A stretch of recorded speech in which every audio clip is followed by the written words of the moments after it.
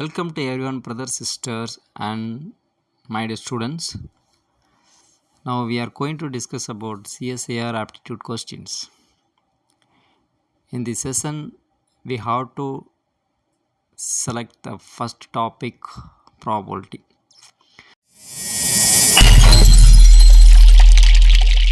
இந்த ப்ராபர்ட்டியில் கேட்கக்கூடிய ஆப்டிடியூட் கொஸ்டின்ஸை எப்படி நம்ம கிராக் பண்ணுறது அப்படிங்கிற சிம்பிள் டெஃபினேஷன்லேருந்து நம்ம ஸ்டார்ட் பண்ணலாம். First introduction discussion. First classical property டெஃபினேஷனில் என்ன சொல்லியிருக்காங்க அப்படின்னா, if a trial result n exhaustive mutually exclusive equally likely cases. ஒரு ட்ரையல் வந்து மியூச்சுவலி எக்ஸ்க்ளூசிவாக இருக்கணும், ஈக்குவலி லைக்லி கேசஸாக இருக்கணும். இப்படி இருந்தால் M of them are favorable to the happening of an event E.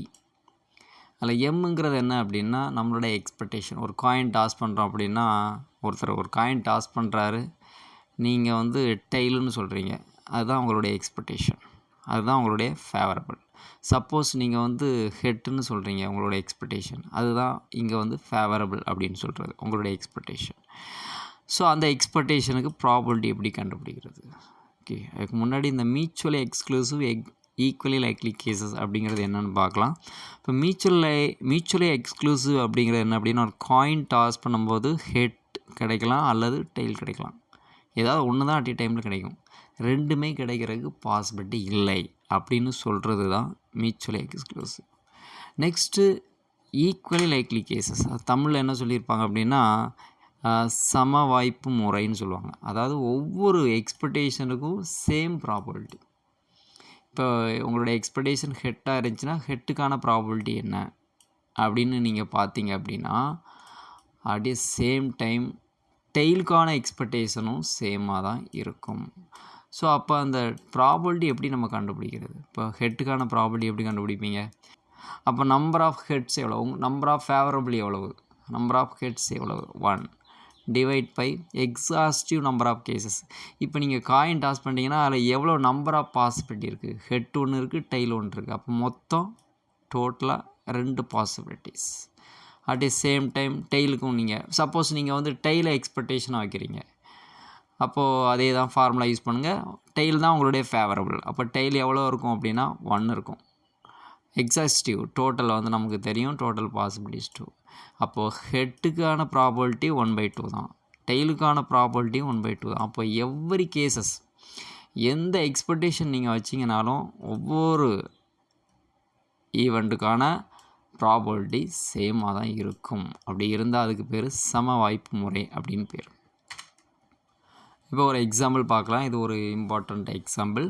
What's the chance that leaf year selected at random will contain 53 Sundays? ஒரு simple concept. இதில் என்ன கொஸ்டினில் சொல்லியிருக்காங்க அப்படின்னா, ஒரு லீஃப் இயரில் 53 சண்டேஸ் வருவதுக்கான பாசிபிலிட்டிஸ், சான்ஸ் என்ன அப்படின்னு கேட்டிருக்காங்க. ஸோ அதை நம்ம கிராக் பண்ணலாம் அப்படின்னா, ஃபஸ்ட்டு லீஃப் இயர் அப்படின்னாலே அதில் 360 டேஸ் இருக்கும். இப்போ 360 டேஸ் அப்படிங்கிறது 52 கம்ப்ளீட்டட் வீக்ஸ். கண்டிப்பாக அதில் எவ்வளோ வீக்ஸ் இருக்கும் அப்படின்னா 52 கம்ப்ளீட்டட் வீக்ஸ் இருக்கும். அப்போ 52 கம்ப்ளீட்டட் வீக்ஸ் அப்படிங்கிறது எவ்வளோ டேஸை சொல்லும் அப்படின்னா 364 டேஸ். இப்போ இந்த 364 டேஸில் எவ்வளோ நம்பர் ஆஃப் சண்டேஸ் இருக்கும் அப்படின்னா 52 நம்பர் ஆஃப் சண்டேஸ் இருக்கும். சரி, இப்போ நமக்கு வந்து கொடுத்துருக்கிறது வந்து பார்த்திங்க அப்படின்னா லீஃப் இயர், அதில் 364 நாள் இருக்கும். அப்போது 1 more 2 டேஸ் அடிஷ்னலாக இருக்குது, அப்படி தானே? இப்போ 52 கம்ப்ளீட்டட் வீக்ஸு அப்புறமா நமக்கு எக்ஸ்ட்ரா எத்தனை நாள் இருக்கும் அந்த லீஃப் இயரில்? 2 நாள் இருக்கும். அந்த 2 நாளில் என்னென்ன பாசிபிலிட்டிஸ் எல்லாம் இருக்குது அப்படின்னா, என்னென்ன பாசிபிலிட்டிஸ் இருக்குது, வாய்ப்பு இருக்குது? அந்த 2 நாள் வரிசைக்கு எடுக்கலாம்.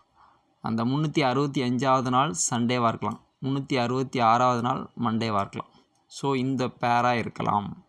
அல்லது அந்த 365வது நாள் மண்டேவாக இருக்கலாம், 66வது நாள் டியூஸ்டேவாக இருக்கலாம். அப்போ இந்த மாதிரி ஒரு பாசிபிலிட்டிஸ் இருக்க சான்ஸ் இருக்குது.